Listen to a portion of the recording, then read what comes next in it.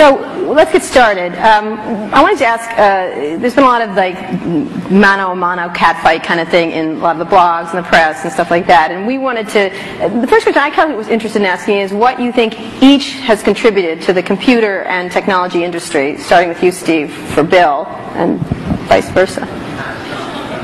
Well, you know, Bill built the first software company in the industry, and I think he built the first software company before anybody really in our industry knew what a software company was, except for these guys. And that was huge.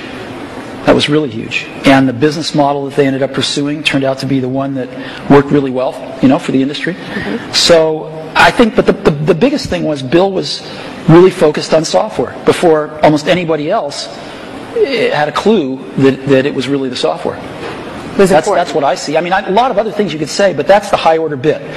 And I think building a company is really hard, and it requires your greatest persuasive abilities to hire the best people you can and keep them at your company and keep them working, you know, doing the best work of their lives, hopefully. And Bill's been able to stay with it for all these years. So, Bill, how about the contribution of Steve and Apple? Well, first I want to clarify, I'm not fake Steve Jobs. You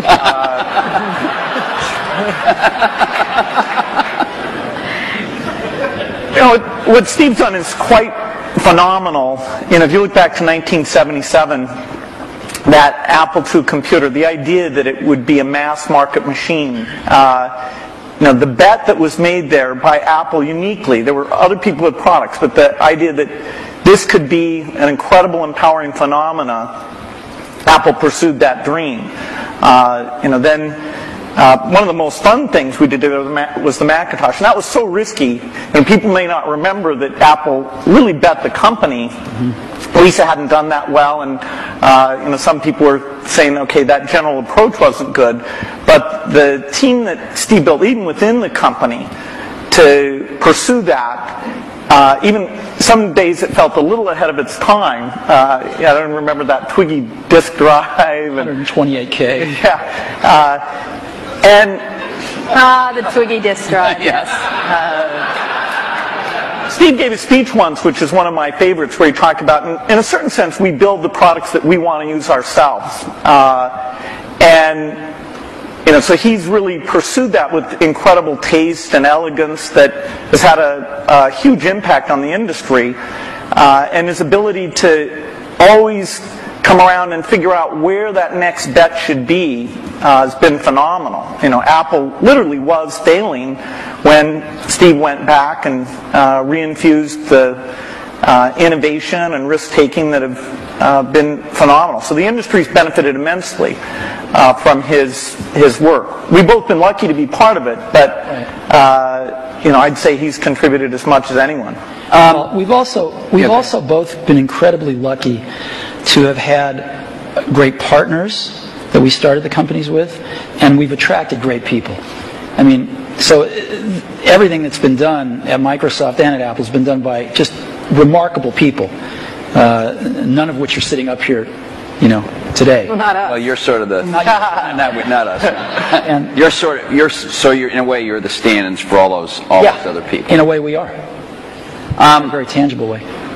So Bill mentioned the Apple II in 1977 and 30 years ago, and there were a couple of other computers with which were aimed at the idea that average people might be able to use them. And looking back on it, a really average person might not have been able to use them by today's standards, but it certainly broadened the base of who could use computers. I actually looked at an Apple ad from 1978. It was a print ad that shows you how ancient it was, and it said thousands of people have discovered the Apple computer. Thousands of people. And it also said, you don't want to buy one of these computers where you put a cartridge in. I think that was a reference to one of the Atari or something. Oh, no. You want a computer you can write your own programs on. And so the world, and obviously we had some very strange ads back then. We had one where it was in a kitchen, and there was a woman that looked like the wife, and she was typing in recipes on the computer with the husband looking on approvingly in the back. Stuff like that. Yeah, how did that work for you? I don't think well. So, but just think back to, I know that you started Microsoft prior to 1977. I think Apple started the year before in 76. Microsoft in 74 was when we started writing 75. the basic. And then, then we did shipped the basic in 75. Okay. Most people, some people here, but I don't think most people know that there was actually some Microsoft software in that Apple II computer. Do you want to talk about what happened there, or how that occurred? Yeah, there had been the Altair and a few other companies, actually about 24 that had done various machines, but the 77 group included the PET, TRS-80, Commodore, and Commodore PET, TRS-80, and the Apple II. The original Apple II Basic, the integer Basic, we had nothing to do with, but then there was a floating point one where, and I mostly worked with Woz on that. I made. Let me tell this story.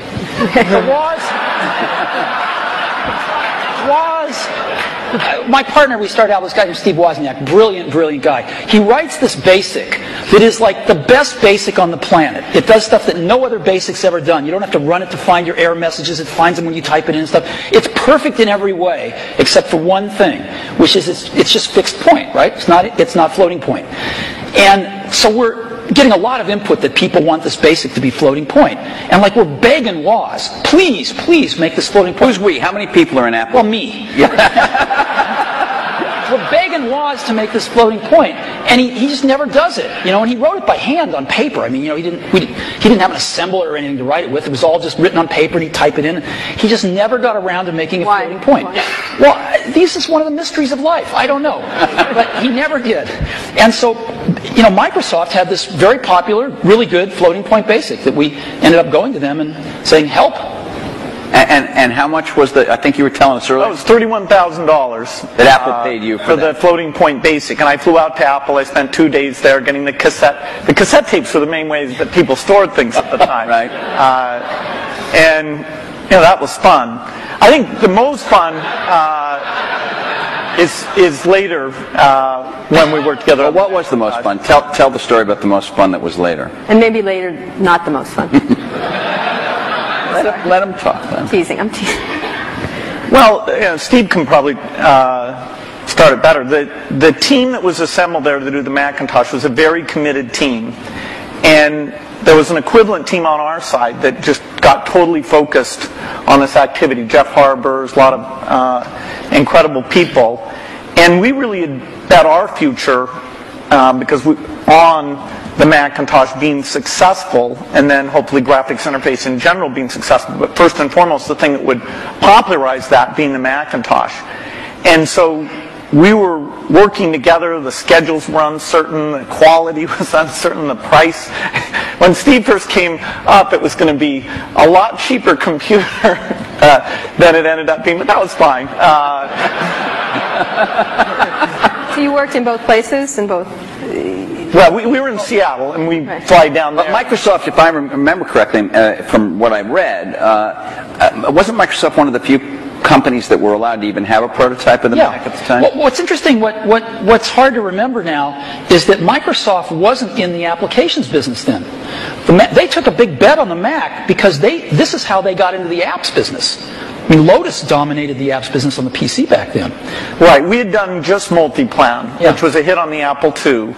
And then Mitch did an incredible job betting on the IBM PC. And 123 came in and, ruled that part of the business. So the question was, what was the next paradigm shift that would allow for an entry? WordPerfect, we had Word, but WordPerfect was by far the strongest in word processing, DBase, and database. And Word was that was a kind of a DOS, a text. All of these products I'm saying were DOS-based products. because Windows wasn't in the picture at the time. Right. That's more in the early 90s that we get to that. And so we made this bet that the paradigm shift would be graphics interface, and in particular that the Macintosh would make that happen with 128K of memory, 22K of which was for the screen buffer, 14K was for the operating system. So it was 14K.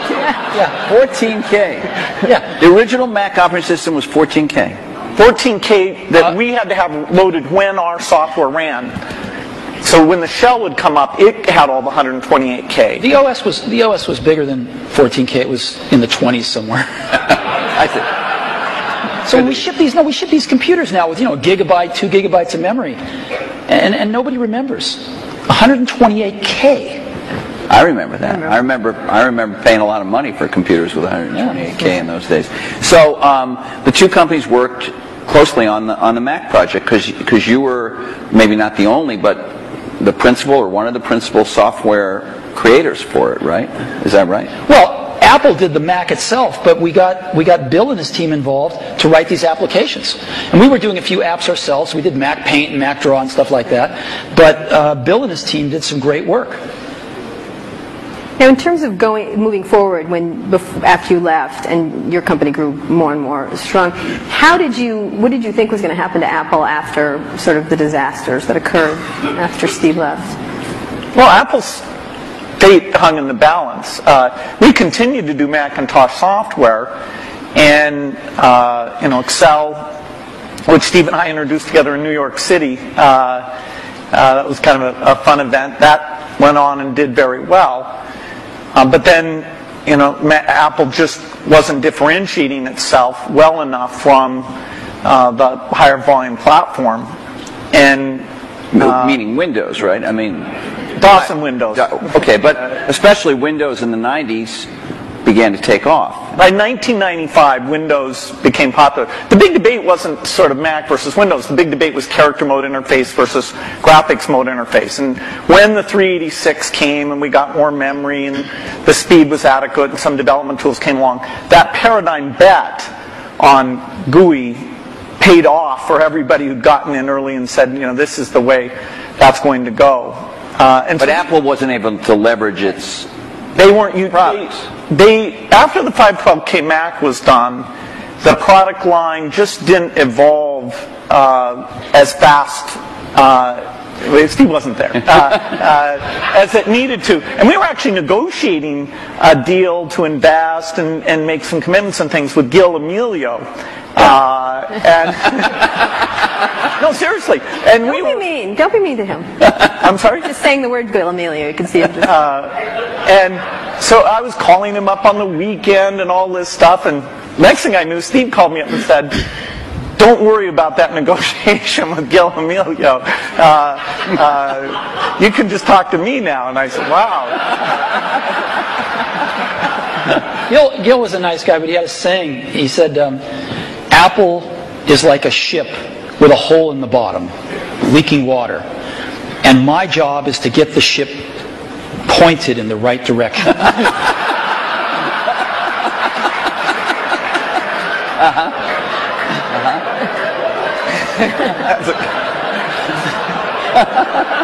Okay. So, and meanwhile, through all this, I want to get back to the thing we saw in 1997 at Macworld there, but Windows was just going great guns. Windows 95, to whatever extent earlier versions of Windows had not had all the features, all the GUI stuff that the Mac had, Windows 95 really was an enormous, enormous leap. Yeah, Windows 95 is when graphics interface became mainstream and when the software industry realized, wow, this is the way applications are going to be done. And it was amazing that it was ridiculed sort of in 93, 94. It was not mainstream. And then in 95, the debate was over. It was kind of just a common sense thing. And it was a combination of hardware and software maturity getting to a point that people could see it.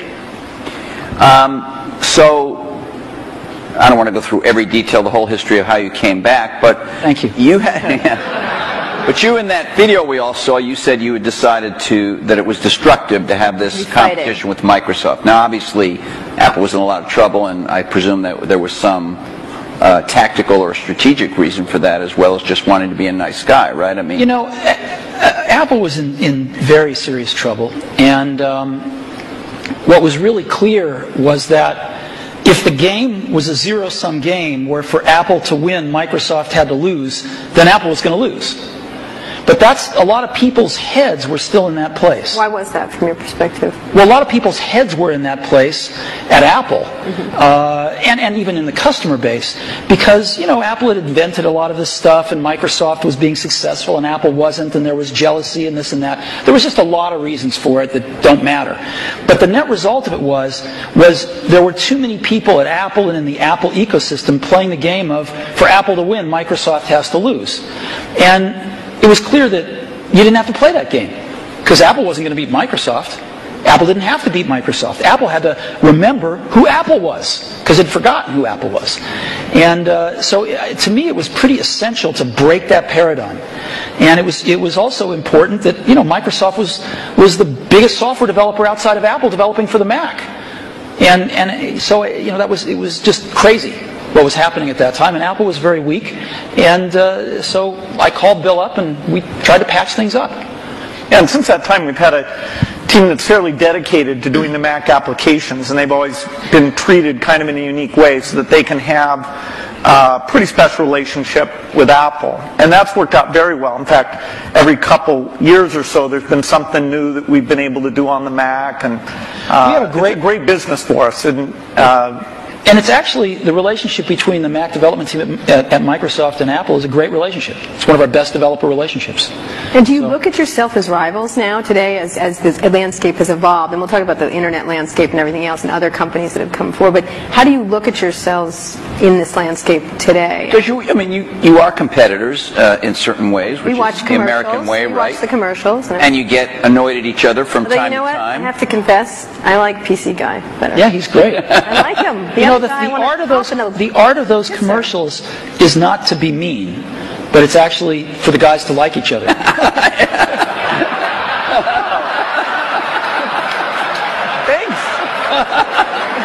PC Guy is great. I like. He's got a big heart. His mother loves him. His mother loves him. I'm telling you. I like PC Guy totally much better. Wow. I do. I don't know why. He's endearing. The other guy's PC Guy is what makes it all work. Actually. Yeah. All right. It's worth thinking about. So how do you look at yourselves? Let me just ask you, Bill. Obviously, Microsoft is a much larger company. You're in many more markets, many more types of products than Apple is. You know, when you were running the company, or when Steve Ballmer is running the company, you think obviously about Google. You think about, I don't know, Linux in the enterprise. You think about lots of Sony in the game area. How often is Apple on your radar screen at Microsoft in a business sense? Well, they're on the radar screen as an opportunity, and in a few cases like the Zune, that if you go over to that group, they think of Apple as a competitor. They love the fact that Apple's created a gigantic market, and they're going to try and come in and contribute something to that. And we love them because they're all customers.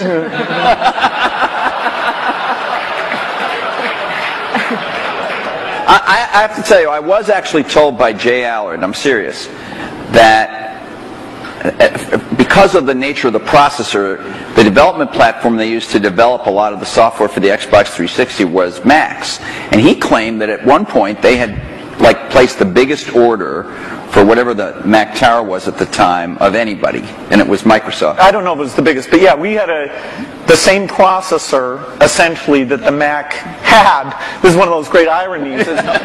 They were switching away from that processor while the Xbox 360 was adopting it, but for good reasons, actually, in both cases, because we're not in a portable application, and that was one of the things that processor roadmap didn't have. But yes, we did. It shows pragmatism, but we try and and do things that way. So that was the development system for the early people getting their software ready for the introduction of Xbox 360. And we never ran an ad on that. I see. Admirable restraint. That's wonderful. There were hundreds of them. Steve is so known for his restraint.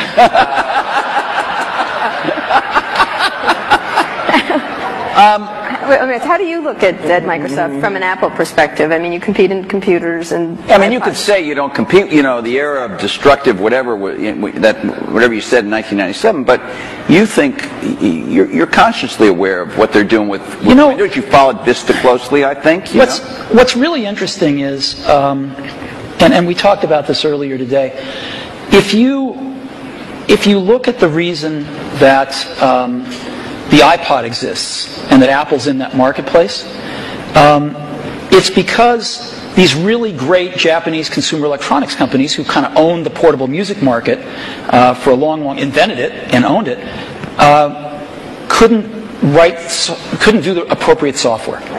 Couldn't conceive of and implement the appropriate software. Because an iPod's really just software. It's software in the iPod itself, it's software on the PC or the Mac, and it's software in the cloud for the store. And it's in a beautiful box, but it's software. If you look at what a Mac is, it's OS X, right? It's in a beautiful box, but it's OS X. And if you look at what an iPhone will hopefully be, it's software. And so the big secret about Apple, of course, not so big secret maybe, is that Apple views itself as a software company. And there aren't very many software companies left. And Microsoft is a software company. And so, you know, we look at what they do and we think some of it's really great, and we think some of it's, a little bit of it's competitive and most of it's not. You know, we don't have a belief that the Mac is going to take over 80% of the PC market. You know, we're really happy when our market share goes up a point, and we love that, and we work real hard at it. But Apple's fundamentally a software company, and there's not a lot of us left, and Microsoft's one. But you may be fundamentally a software company, but you've been known, at least to your customers and to most journalists, as the company that kind of pays a lot of attention to integrating software and hardware. You know, Microsoft has made some recent moves to be a little more like that. Obviously not in your core biggest businesses, but with Xbox and Zune and, you know, the Surface Computing device we saw today is another example. These aren't markets that hold up in size to Windows or Office, but they're some of your more recent initiatives. Are the company's approaches to this Alan Kay had urging a little, or Alan Kay had a great quote back in the 70s, I think. He said, people that love software want to do their own hardware. You know? Well, Bill loves software. No, I can resist that. The question is, are there markets where the innovation and variety you get is a net positive? The negative is that in the early stage, you really want to do the two together. So you want to do prototyping and things like that. You know, really is one thing. And then to take the phone market, we think we're on 140 different kinds of hardware. We think it's beneficial to us that even if we did a few ourselves, it wouldn't give us what we have through those partnerships. Likewise, if you take the robotics market, very undeveloped. We have over 140 all tiny volume robots using Microsoft software, and the creativity, building toys, security things, medical things. We love the innovation and the ecosystem that's going to grow up, who knows when, but we're patient around that, and we'll have a great asset with this robotic software platform. So there are things like PC, phone, and robot where the Microsoft choice is to go for the variety. It's great. You know, for them, they do what works super well for them.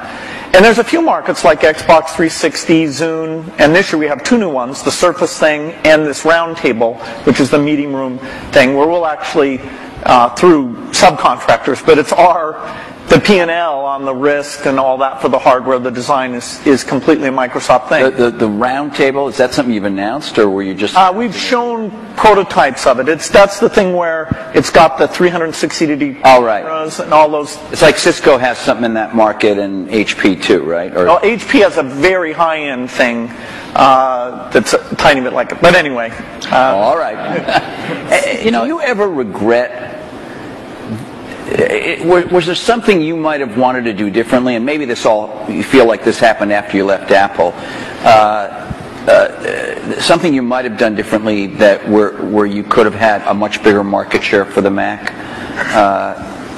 Well, before I answer that, let me make a comment on Bill's answer there, which is, it's very interesting in the consumer market and the enterprise market. They're very different spaces. And in the consumer market, at least, I think one can make a pretty strong case that outside of Windows on PCs, it's hard to see other examples of the software and hardware being decoupled working super well yet. It might in the phone space over time. It might. But it's not clear. It's not clear. You can see a lot more examples of the hardware-software coupling working well.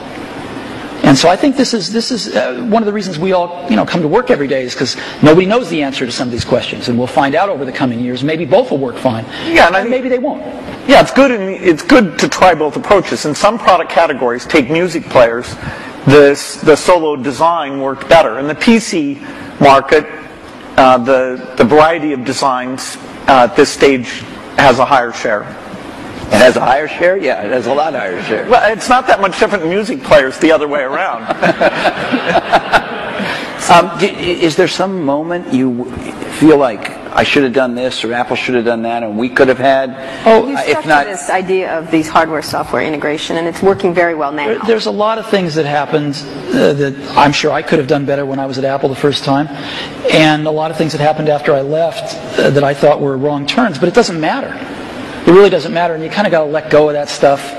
And we are where we are. So we tend to look forward. And one of the things I did when I got back to Apple 10 years ago was I gave the museum to Stanford and all the papers and all the old machines, and kind of cleared out the cobwebs and said, let's stop looking backwards here. It's all about what happens tomorrow.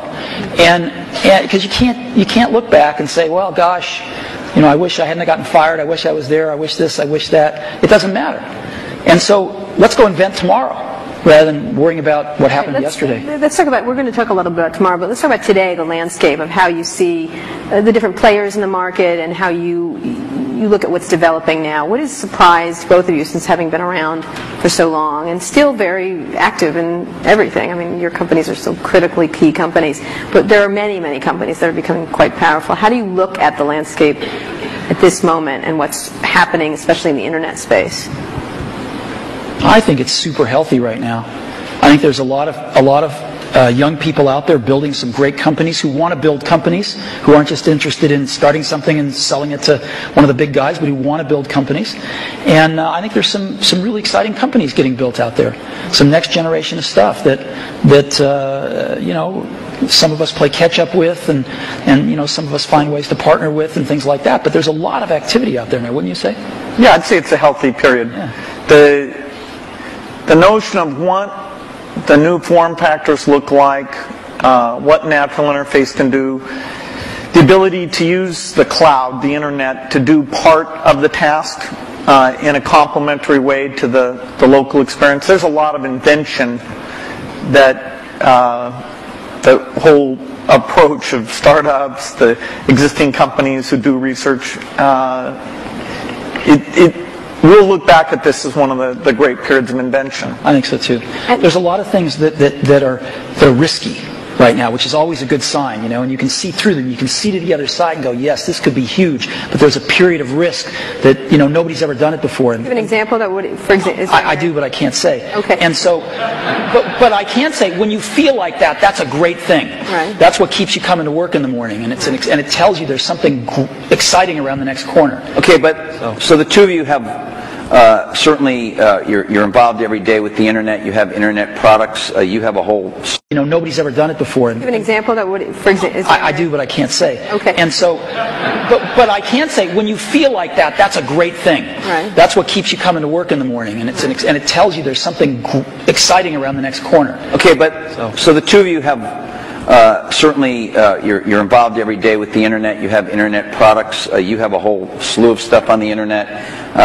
You have iTunes and .Mac and all of that. But on another level, you're the guys who represent the rich client, the personal computer, the big operating system and all that. And there is a certain school of thought, and I'm sure it's shared by some people in the room, that this is all migrating to the cloud, and you'll need a fairly light piece of hardware that won't have to have all that investment, all the kind of stuff you guys have done throughout your careers.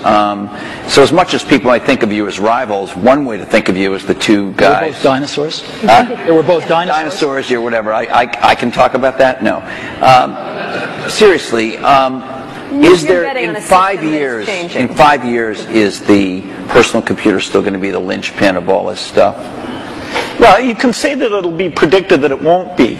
The network computer took us over about 5 years ago. We disappeared. Remember the single function computer? There was somebody who said that these general purpose things are kind of a dumb idea. So that goes over. The mainstream is always under attack. The thing that people don't realize is that you're going to have rich local functionality. I mean, at least our bet. As you get things like speech and vision, as you get more natural form factors, it's a question of using that local richness together with the richness that's elsewhere. And as you look at the device, say, that's connecting to the TV set or connecting in the car, there are lighter weight hardware internet connections. But when you come to the full screen, rich, edit the document, create things, I think we're nowhere near where we can be on making that stronger. I'll give you a concrete example. I love Google Maps, use it on my computer, in a browser. But when we were doing the iPhone, we thought, wouldn't it be great to have maps on the iPhone? And so we called up Google, and they'd done a few client apps in Java on some phones, and they had an API that we worked with them a little on. And we ended up writing a client app for those APIs. They would provide the back-end service. And the app we were able to write, since we're pretty reasonable at writing apps, blows away any Google Maps client. Just blows it away. Same set of data coming off the server, but the experience you have using it is unbelievable. It's way better than the computer. And just in a completely different league than what they'd put on phones before. And, that client is the result of a lot of technology on the client, that client application. So when we show it to them, they're just blown away by how good it is. And you can't do that stuff in a browser. So people are figuring out how to do more in a browser, how to get persistent state of things when you're disconnected from a browser, how do you actually run apps locally using apps written in those technologies so they can be pretty transparent whether you're connected or not. But it's happening fairly slowly, and there's still a lot you can do with a rich client environment. At the same time, the hardware is progressing to where you can run a rich client environment on lower and lower cost devices, on lower and lower power devices. And so there's some pretty cool things you can do with clients. So so you're saying rich clients still matter, but maybe I misunderstood you, but your example was about a rich client that is not a personal computer as we have thought of a personal What I'm trying to say is, I think the marriage of some really great client apps with some really great cloud services is incredibly powerful, and right now can be way more powerful than just having a browser on the client. You're talking about a software company being a software and services company rather than a... I'm saying the marriage of these services plus a more sophisticated client is a very powerful marriage. Architecturally, the question is, do you run just in the cloud and all you have down locally is the browser? And that is the same question for the phone as it is for the full screen device. There'll always be different screen sizes because these are, the 5-inch screen does not really compete with the 20-inch screen, does not compete with the big living room screen. Those are things that there'll be some type of computing behind all of those things, all connected to the internet. But the idea that locally you have the responsiveness of immediate interaction without the latency or bandwidth limitations that you get if you try and do it all behind That's what leads to the right balance. What does that device look like in 5 years? What would be your principal device? Is there one, or? Is it I think you use, I could be wrong, I think you carry a tablet, right? Right, which has not necessarily stormed the world yet. Yeah, this is like Windows 1992, I think. That is, I'm unrepentant on my belief. Okay, but to go back to Kara's point, what would you each imagine that you would carry as your principal, let's say, thing to do? I mean, the Jeff web Hawkins showed a very lightweight email device and all that kind of that stuff. Yeah, I don't know if you guys saw, but Jeff Hawkins showed a Linux-based, a very small. I think he called it a companion to a smartphone today. A phone companion. It sounded a little naughty, frankly. It doesn't matter, you weren't there, but what would you think each would be? I assume you carry a tablet PC. I don't know what brand it is. Maybe you change them up. I don't know. You obviously carry a MacBook Pro, I would guess, or a MacBook. Yeah, well, and an iPhone. And an iPhone. You have one? I do. Right here? Yes. Well, he has one. He took it out before. Really? Sorry. He flashed his iPhone earlier today. Anyway, go ahead. So what is your device? What's your device in 5 years that you rely on the most? I don't think you'll have one device. I think you'll have a full-screen device that you can carry around, and you'll do dramatically more reading off of that. Yeah, I mean, I believe in the tablet form factor. I think you'll have voice. I think you'll have ink. You'll have some way of having a hardware keyboard and some settings for that. And then you'll have the device that fits in your pocket, which the whole notion of how much function should you combine in there. You know, there's navigation computers. There's media, there's phone. Technology is letting us put more things in there, but then again, you really want to tune it so people know what they expect. So there's quite a bit of experimentation in that pocket-sized device. But I think those are natural form factors, and it will have the evolution of the portable machine and the evolution of the phone will both be extremely high volume, complementary. That is, if you own one, you're more likely to own the other. And then at home you'd have a setup that they all plug into? Well, home, you'll have your living room, which is your 10-foot experience, and that's connected up to the internet. And there you'll have gaming and entertainment, and there's a lot of experimentation in terms of what content looks like in that world. And then in your den, you'll have something a lot like you have at your desk at work. You know, the view is that every horizontal and vertical surface will have a projector, so you can put information. You know, your desk can be a surface that you can sit and manipulate things. Can I please have a room in my house that doesn't have a screen and a projector in it? You bet. Thanks. The bathroom. Well, that's the perfect place for it, actually. So what's your 5-year outlook at the devices you'll carry? You know, it's interesting. The PC has proved to be very resilient. Because as Bill said earlier, I mean, the death of the PC has been predicted every few years. And here, when you're saying PC, you mean personal computer in general, not just Windows PCs. I mean personal computer in general. Okay. And you know, there was the age of productivity, if you will, you know, the spreadsheets and word processors, and that kind of got the whole industry moving. And it kind of plateaued for a while, was getting a little stale, and then the internet came along, right? And everybody needed more powerful computers to get on the internet. Browsers came along, and it was this whole internet age that came along, access to the internet. And then, some number of years ago, you could start to see that the PC, that was taken for granted, things had kind of plateaued a little bit, and innovation-wise at least. And then, I think this whole notion of the PC, we called it the digital hub, but you can call it anything you want, sort of the multimedia center of the house, started to take off with digital cameras and digital camcorders and sharing things over the internet and kind of needing a repository for all that stuff. And it was reborn again as sort of the hub of your digital life.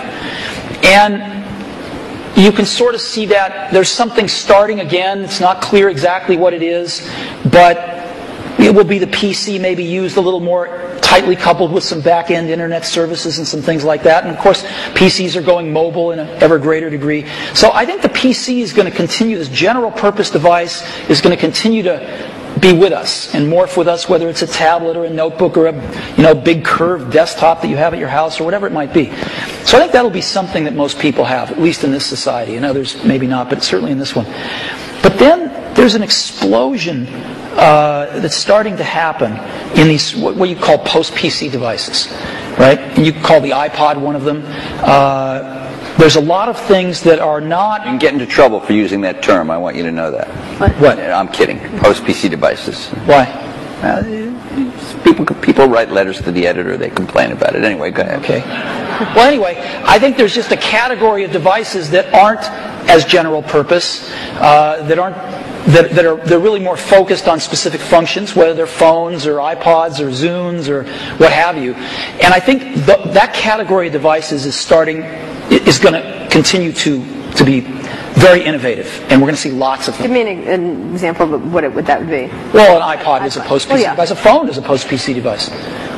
Is the iPhone and are some of these other smartphones, and I know you believe that the iPhone is much better than these other smartphones at the moment, but are these things, aren't they really just computers in a different form factor? I mean, when you use the word phone, it sounds like... We're getting to the point where everything's a computer in a different form factor. So what? Right? So what if it's built with a computer inside it? It doesn't matter. It's what is it? How do you use it? How does the consumer approach it? And so who cares what's inside it anymore? So what are the core functions of the device formerly known as the cell phone, whatever we want to call it, the pocket device? What would you say the core functions, like 5 years out, what are the core functions of that pocket device? How quickly all these things that have been somewhat specialized, the navigation device, the digital wallet, the phone, the camera, the video camera, how quickly those all come together, it's hard to chart out. But eventually, you'll be able to make something that has the capability to do every one of those things. And yet, given the small size, you still won't want to edit your homework or edit a movie on the screen of that size. And so you'll have something else that lets you do the reading and editing and those things. Now, if we could ever get a screen that would just roll out like a scroll, then you might be able to have the device that did everything. Well, in the very first D conference, we had these guys from E-Ink here. Yeah. I'm sure you've both talked to them. They were talking about that. That was 5 years ago. It's always 5 years out. Do you? Yes, we can't. There's some advances in projection technology that are more likely deliberate, I think, than the flexible material guys. But it's not even on the horizon, no matter which of the two approaches are pursuing. We have some Microsoft research people who work on that, and there's a lot of investment, but it's at least in the 5-year time frame. 5 years from now, what's going to be on that pocket device? I don't know. And the reason I don't know is because I wouldn't have thought that there would have been maps on it 5 years ago. But something comes along, gets really popular, people love it, get used to it, you want it on there. So people are inventing things constantly, and I think the art of it is balancing what's on there and what's not on there. It's the editing function. And clearly, most things you carry with you are communications devices. You want to do some entertainment with them as well, but they're primarily communications devices, and that's what they're going to be. Outside of the computing area, what are the exciting areas in the internet space at all that you're looking at that you find that's interesting to each of your companies and in general for you? Any kind of social networking, any kind of the wikis, those kind of things we've talked about in the past today, essentially.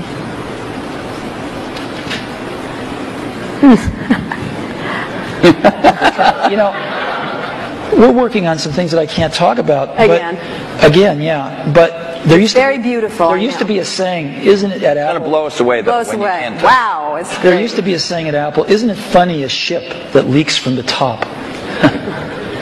So, that's kind of like a sweater without sleeves as a vest. I don't get that. That was what they used to say about me when I was in my 20s. Okay. There's a zillion interesting things going on the internet. The most interesting things to me are these incredible new services that people are bringing up. And surrounding entertainment, or there's a lot of them surrounding entertainment, but there's a lot of them that have to do with just sort of figuring out how to navigate through life a little more efficiently. And I think, it's really great when you show somebody something and you don't have to convince them they have a problem that this solves. They know they have a problem. You can show them something, they go, oh my God, I need this. And I think you're going to see a lot of things like that happen over the next year or two. Do you, you obviously have a very large internet business with iTunes, and you sell a lot of stuff on the in the Apple Store. But you were early with this idea that when you bought a computer from Apple, you had this kind of internet service back end, and it was called .Mac. And I think a lot of people feel you haven't developed it very much. I couldn't agree with you more, and we'll make up for lost time in the near future. And in your case, you obviously have huge things like Hotmail, for instance, which is, I guess, and Windows Messenger, which are both widely used, and I don't even know how many users. A gazillion. Huge numbers. But on the other hand, you haven't, as Steve Ballmer was talking about today, you have other people have much stronger positions in things like search and other parts of the internet. So, are you guys, because you are the personal computer companies that are best associated with that, not as nimble as some of these competitors at this point? Do you worry about not being as nimble, both of you? I mean, obviously Microsoft's a much bigger company, but you're a big company. Steve, Apple is. Do you worry about not being as nimble as somebody sitting out there with, the kind of 10 employees that you guys had in 1977? Well, there's always going to be great new things that come out of other companies, and you want to be in a position to benefit from those, to have those inventions drive demand for Windows and personal computers, and then some of those upstream things you want to participate in. I hope Steve mentioned we are going to participate in search, hopefully to a higher degree in the future. He did mention that, yeah. Than at present, so we'll see what we can do there. A lot of the applications are more specialized, so they're not areas we'll go into. Take what it can happen with education now, that video is mainstream and all these tools that let you do rich interactions are very mainstream. I'm very excited about that. The idea of empowerment goes back to the very beginning of our industry, and some of those dreams that this would be used by students or that teachers could get better and learn from each other in these new ways. We're just at the threshold where some of those things can happen. And yes, our companies can contribute to that, but as a whole, it's the ecosystem jumping on and building on each other where you can finally say, finally technology did something for education.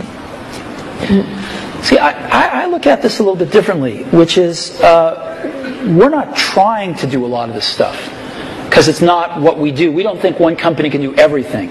So you've got to partner with people that are really good at stuff. Like, we're not, maybe Microsoft is great at search. We're not. We're not trying to be great at search. So we partner with people that are great at search. And we don't know how to do maps on the back end. We know how to do the best maps client in the world, but we don't know how to do the back end. So we partner with people that know how to do the back end. And what we want to do is be that consumer's device and that consumer's experience wrapped around all this information and things we can deliver to them in a wonderful user interface, in a coherent product. And so in some cases, we have to do more work than others. In the case of iTunes, there wasn't a music delivery service that was any good, and we had to do one, so we'll do one. But in other cases, there's companies doing a way better job because we're not as good at this stuff as other people are, and we'd love to partner with them. And so, we selectively do that. And I think it's really hard for one company to do everything. Let's talk about entertainment. You're both in the entertainment world. Entertainment is important to both your companies. For yours, music right now, and as you get into Apple TV, Microsoft has been within the Hollywood area. Where do you see that going in the era of YouTube? We've had a couple of network people here talking about changes that are happening in Hollywood and everything else. What is happening now to entertainment delivery, and where do you all play? Because you'll be the delivery mechanism in one way or the other for most people. Well, the big milestone is where the delivery platform is the internet, and so you bring the richness and the interactivity. I think you can get a little bit of a glimpse of the future of TV more from looking at community type things like Xbox Live, where people are talking to each other, finding friends, watching things together, talking about those things. That, as you map that onto genres like educational shows or sports shows or watching the Olympics or the elections, that ability to navigate becomes very, very powerful. And we're not an entertainment company. Yes, we do Halo, which is this big video game, but by and large, we're a platform.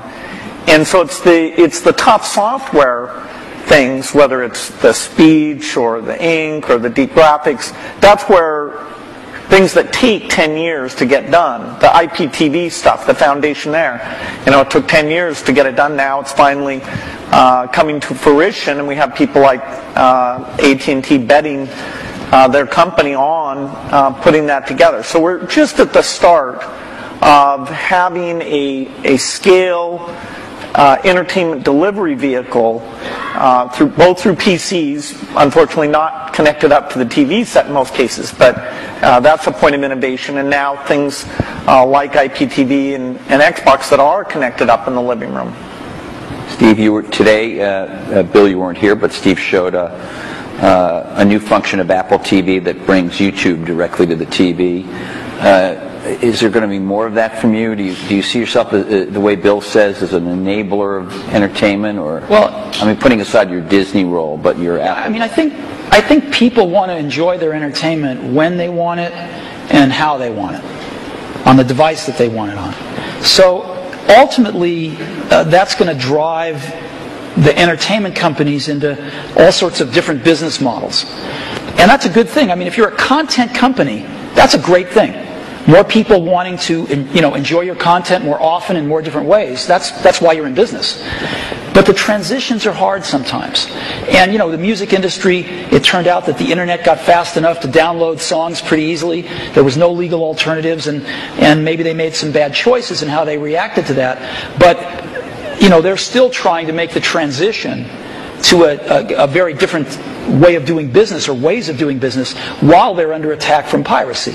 And we can all highlight some of the mistakes that have been made, but still it's a tough job. And Hollywood, I think, has watched what's happened in music, learned some things to do, some things not to do.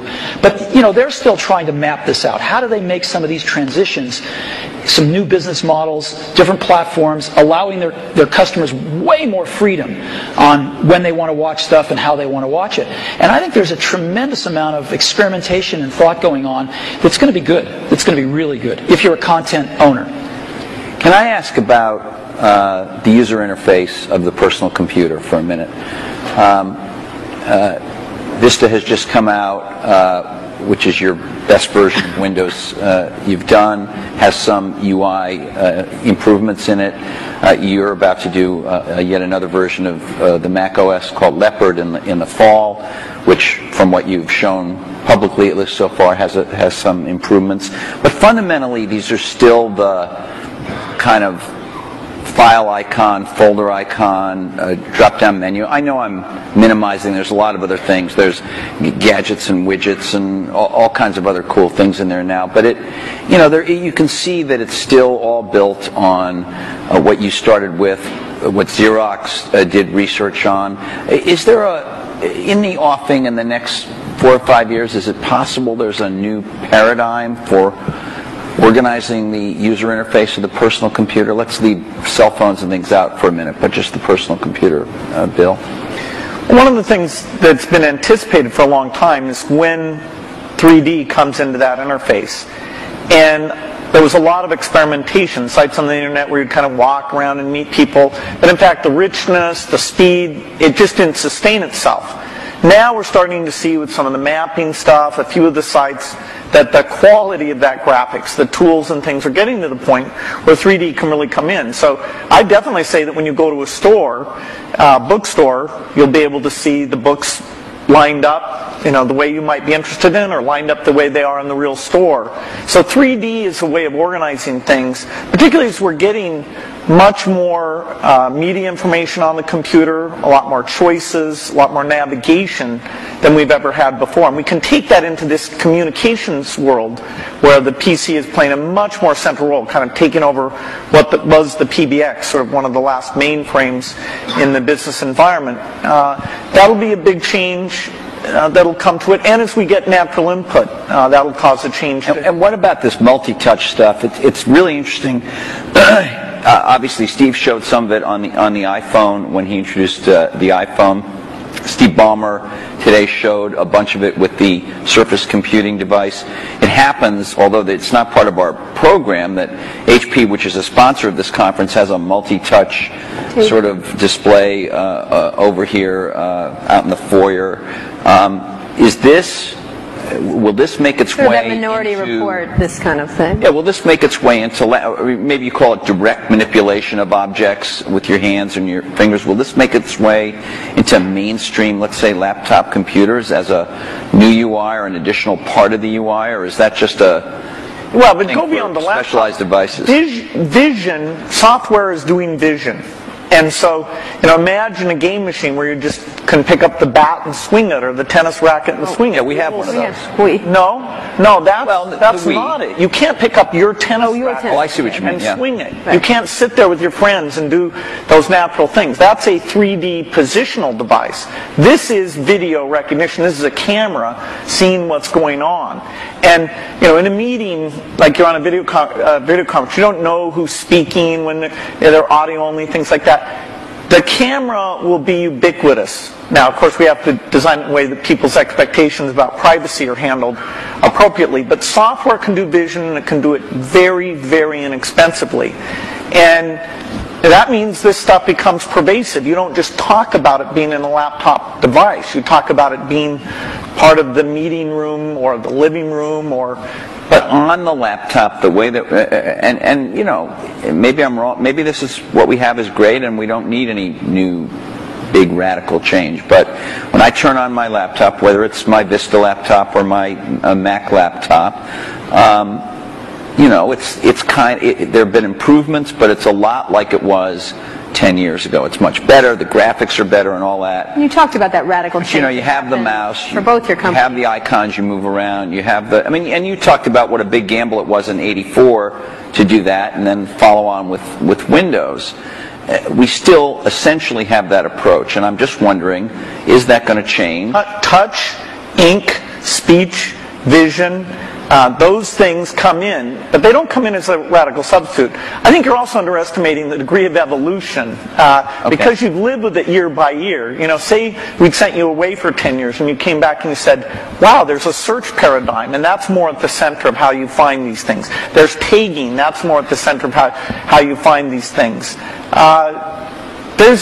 The evolution is a very good thing. In fact, even in that evolution, the stuff we did with Office, there's this balance you strike where when you make a change, in that case the ribbon, you're going to have some users who feel like, oh geez, I have to spend a little bit of time to be brought along to that.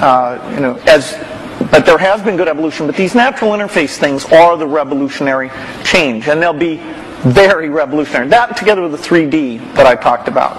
And Steve? I know you're working on something. It's going to be beautiful. We'll see it soon. Yeah. With Office, there's this balance you strike where when you make a change, in that case the ribbon, you're going to have some users who feel like, oh geez, I have to spend a little bit of time to be brought along to that. But there has been good evolution, but these natural interface things are the revolutionary change, and they'll be very revolutionary. That together with the 3D that I talked about. And Steve? I know you're working on something. It's going to be beautiful. We'll see it soon. Yeah, you can't talk about it, but Bill discusses all his secret plans. You don't discuss any. I know it's not fair, but it's. I think the question is a very simple one, which is how much of the really revolutionary things people are going to do in the next 5 years are done on the PCs, or how much of it is really focused on the post-PC devices. And there's a real temptation to focus it on the post-PC devices because it's a clean slate, and because there are more focused devices, and because they don't have the they don't have the legacy of these zillions of apps that have to run in zillions of markets. And so I think there's going to be tremendous revolution in the experiences of the post-PC devices. And the question is how much to do in the PCs. And I'm sure Microsoft is. We're working on some really cool stuff, but some of it has to be tempered a little bit because you do have, these tens of millions in our case, or hundreds of millions in Bill's case, users that are familiar with something that, they don't want a car with 6 wheels. They like the car with 4 wheels. They don't want to drive with a joystick. They like the steering wheel.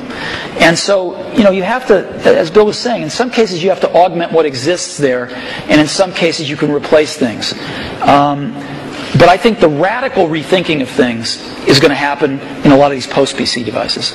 I'm going to ask a more personal question. We have just a minute before we're going to open up for questions. What's the greatest, I'm not going to call this the Barbara Walters moment and ask you what tree you'd like to be, but you would love to be Barbara Walters, let me just tell you. No, I would not. What's the greatest misunderstanding, right? Thank you, Steve, about your relationship? I mean, you're obviously going to go down in history as history books already said kind of thing. But what's the greatest misunderstanding between you and your relationship and about each other? What would you say would be this idea of catfight, this idea of which one of the many? We've kept our marriage secret for over a decade now. Canada. That trip to Canada.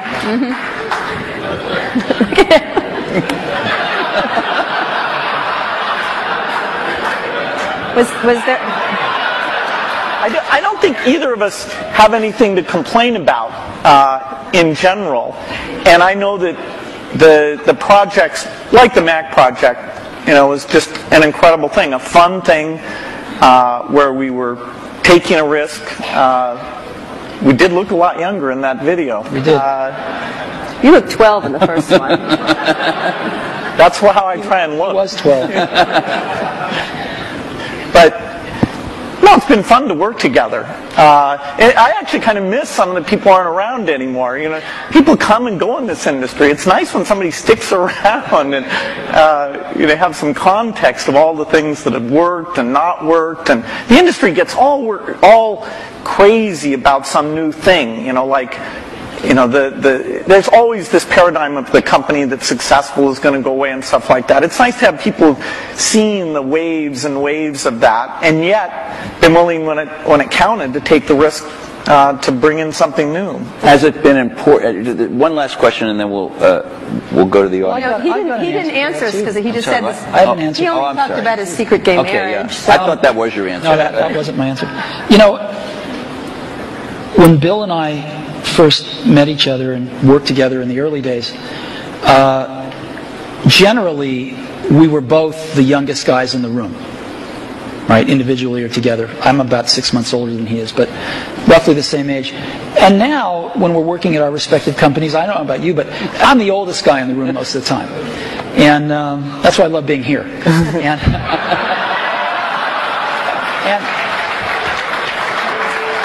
so, happy to oblige. Happy to oblige. And I think of most things in life as either a Bob Dylan or a Beatles song.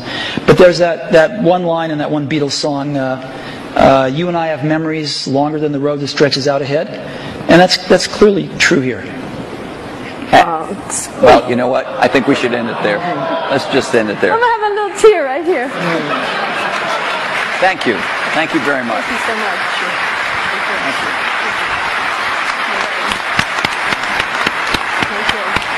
We're going to ask you questions. Down. Oh, standing O. Thanks. Have you ever had a standing O here? No. I don't know. The toilet. No.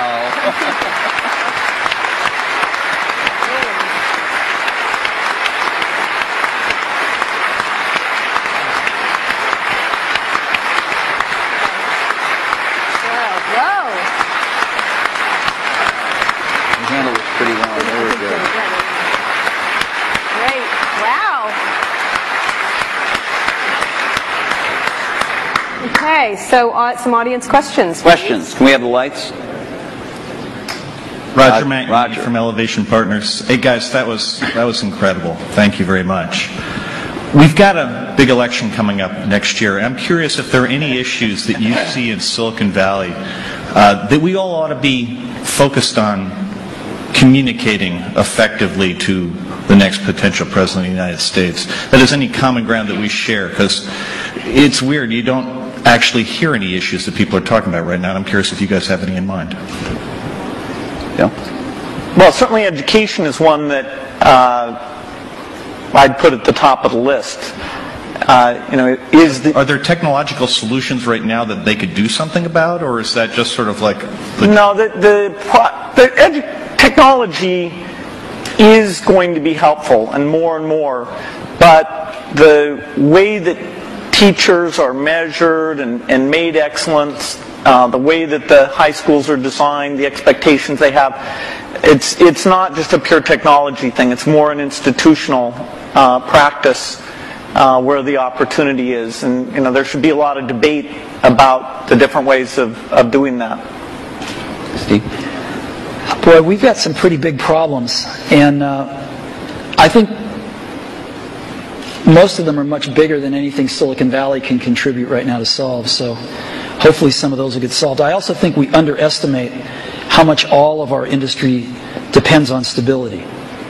We've enjoyed it, a long period of stability, and we've been able to focus on technology and growing our businesses and stuff, and I think we take that for granted sometimes. One of the more interesting areas that we all suffer from, of course, is in the area of energy dependence. And there's a lot of work going on, I know, a lot of investing going on anyway. I don't know if the results are there, but a lot of investing going on in alternative energy, and maybe Silicon Valley can play a small role in some of that stuff. Are you guys investing in that area? Personally? Or? Some. Which might be a lot. And you? Exactly. $1 billion here or there. Steve? Are you investing in that area? No. Or just a Prius? Okay. Yeah, just appreciating it. Over there? Hi, Don Eklund, Sony Pictures. My question is really, at what point is there too much diversity? It was talked about a few times in the discussion, the fact that now microprocessors are very low cost, memory is low cost, software is ubiquitous. But my life has been made better by standards like coding standards, network standards, and it seems like we're reaching a point where diversity is starting to take hold to a point where we're not going to be able to have the kinds of convergence devices that I think everyone would really be able to appreciate. And I'm wondering, is this going to be like healthcare or mass transit, where you just can never put it back in the bottle again? And I'd like to get your perspective on that. If there's still an opportunity to have some grand convergence devices that can really simplify people's lives and enrich their lives. Steve? Well, I think Bill and I would agree that we can get it down to 2. No, I think it's hard to limit imagination and innovation. I think there's always going to be a bunch of new great things, and I think that's part of what we put up with to get the innovation. We put up with a little bit of aggravation to get the innovation. And I think the marketplace is awfully good at allowing diversity when it should, and then getting rid of it when it shouldn't. And then letting it come back sometimes. Yeah. Well, not, yeah. In terms of standards and things. The internet standards have been incredibly powerful. Video formats, things like this. And so I don't see things that are going to really hold back a convergence device.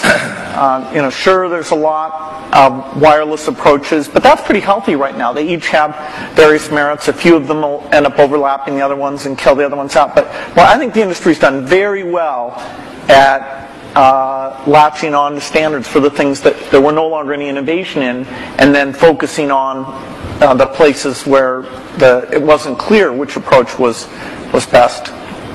Jesse? Hi, I'm Jesse Kornbluth with headbutler.com. Because you're not the youngest guys in the room anymore, it's perhaps appropriate to ask you a question about legacy, each of you.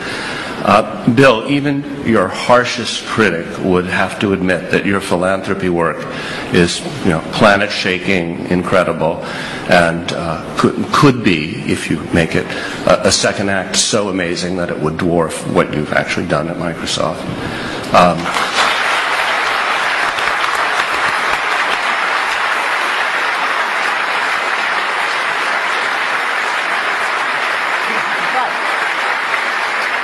had to choose a legacy, what would it be? And Steve, do you look at Bill and you think, gee, that guy is so lucky. He had a company so rich with talent that he didn't have to personally, come in every day and save it. And, I wish I had the opportunity. Okay, he's not going to answer that one. Bill? Well, the most important work I got a chance to be involved in, no matter what I do, is the personal computer. That's what I grew up, my teens, my 20s, my 30s. I even knew not to get married until later because I was so obsessed with it. That's my life's work. And it's lucky for me that some of the skills and resources, but I put skills first, that I was able to develop through those experiences can be applied to the benefit of the people who haven't had technology, including medicine, working for them. So it's an incredible blessing to have two things like that. But the thing that if you look inside my brain, it's filled with software and, the magic of software and a belief in software. That's not going to change. Okay. So your question was about whether I wish I didn't have to go into Apple every day? No, if you envy Bill a bit, this second act that he has. Oh, no, I think it's great. I think the world's anything else. I think the world's a better place because Bill realized that his goal isn't to be the richest guy in the cemetery. Right? That's a good thing. And so he's doing a lot of good with the money that he made. I'm sure Bill was like me in this way. I mean, I grew up fairly middle class, lower middle class, and I never really cared much about money. And Apple was so successful early on in life that I was very lucky that I didn't have to care about money then. And so I've been able to focus on work and then later on my family. And I sort of look at us as two of the luckiest guys on the planet because we found what we loved to do, and we were at the right place at the right time. And we've gotten to go to work every day with super bright people for 30 years and do what we love doing. And so it's hard to be happier than that. Your family and that. What more can you ask for? And so I don't think about legacy much. I just think about being able to get up every day and go in and hang around these great people and hopefully create something that other people will love as much as we do. And if we can do that, that's great. I think the middle. Yeah. Thanks, Steve and Bill. Rob Kelly. I'm here with my business partner. We've got a 100-person internet media business. I'm wondering what would be the single most valuable piece of advice you'd give us to even attempt to create some of the value that you guys have done in both your very impressive companies. I think actually, maybe in both cases, correct me if I'm wrong, the excitement wasn't really seeing the economic value. Even when we wrote down at Microsoft in 1975, a computer on every desk and at every home, we didn't realize, and we'll have to be a big company. Every time I thought, oh God, can we double in size? Geez, can you manage that many people? Will that feel fun still? And so every doubling was like, okay, this is the last one. And so the economic thing wasn't at the forefront. The idea of being at the forefront and seeing new things and things we wanted to do, and being able to bring in different people who are fun to work with, eventually with a pretty broad set of skills, and figuring out how to get those people, those broad skills, to work well together has been one of the greatest challenges. I've made more of my mistakes in that area maybe than anywhere, but eventually getting some of those teams to work very well together. So it's, I think it's a lot about the people and the passion, and it's amazing that the business worked out the way that it did. Yeah.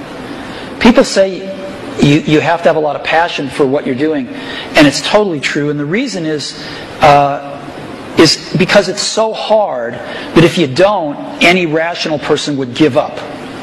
It's really hard, and you have to do it over a sustained period of time. So if you don't love it, if you're not having fun doing it, and you don't really love it, you're going to give up. And that's what happens to most people, actually. If you really look at the ones that ended up, being successful, unquote, in the eyes of society, and the ones that didn't, oftentimes it's the ones that are successful loved what they did so they could persevere when it got really tough, and the ones that didn't love it quit because they're sane. Right? Who would want to put up with this stuff if you don't love it? So it's a lot of hard work, and it's a lot of worrying constantly. And if you don't love it, you're going to fail. So you got to love it. You got to have passion.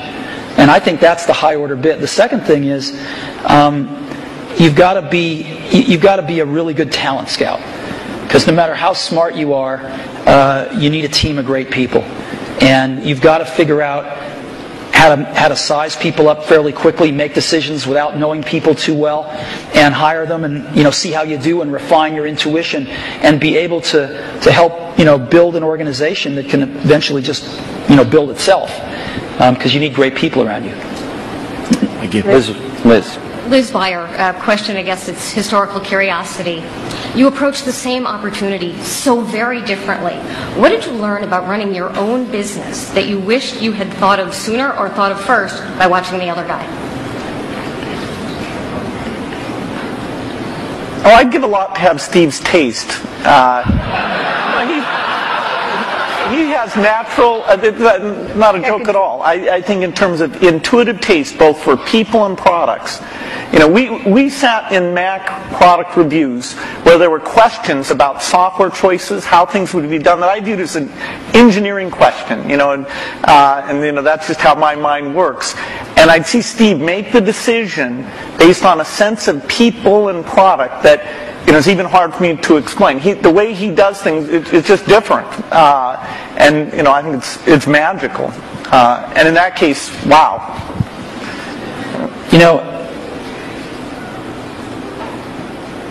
Because Woz and I started the company based on doing the whole banana, we weren't so good at partnering with people. And, actually the funny thing is Microsoft's one of the few companies we were able to partner with that actually worked for both companies.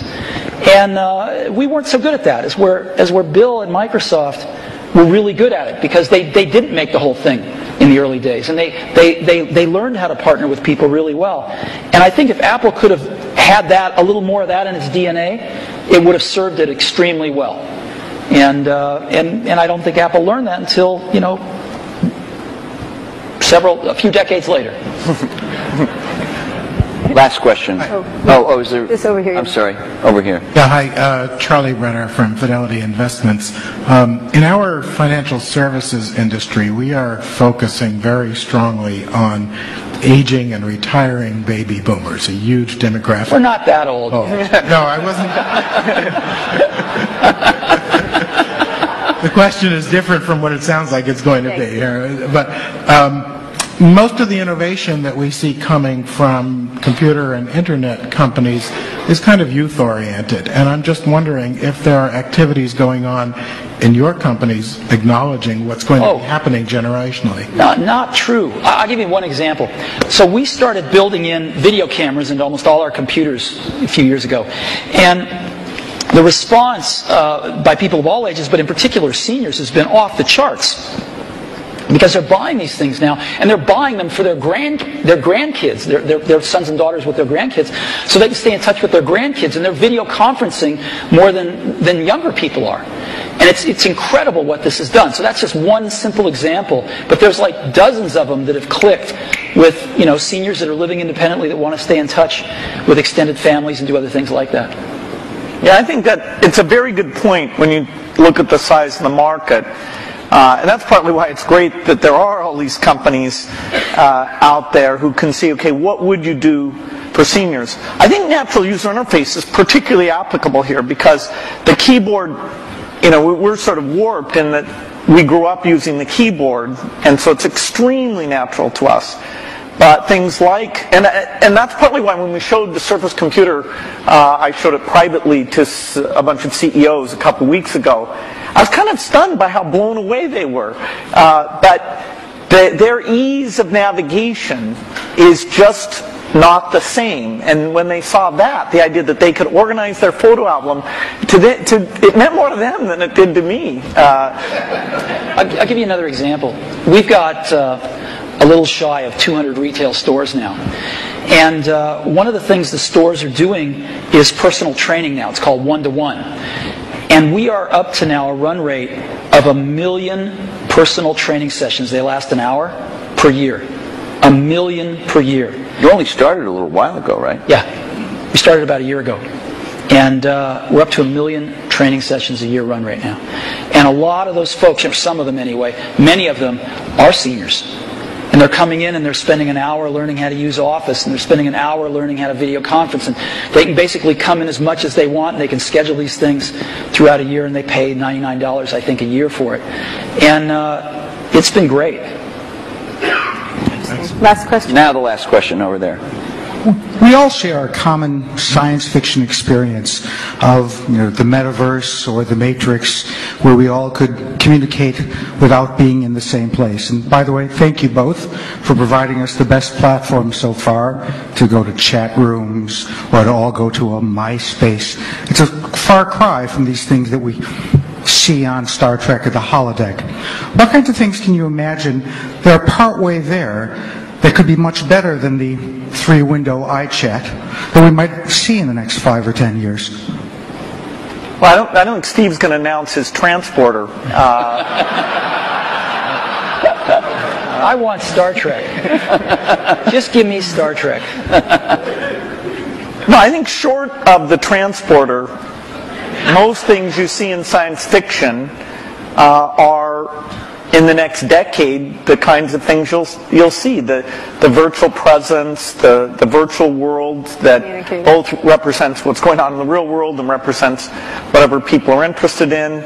This movement in space as a way of interacting with the machine. I think the deep investments that have been made at the research level will pay off with these things in the next 10 years. Steve? I don't know. And that's what makes it exciting to go into work every day. Because there's, as we talked about earlier, this is an extraordinarily exciting time in the industry. And lots of new stuff happening. So, I can't even begin to think of what it's going to be like 10 years from now. Good. Thank you so much. No, thank you so much. Thank you so much. Great.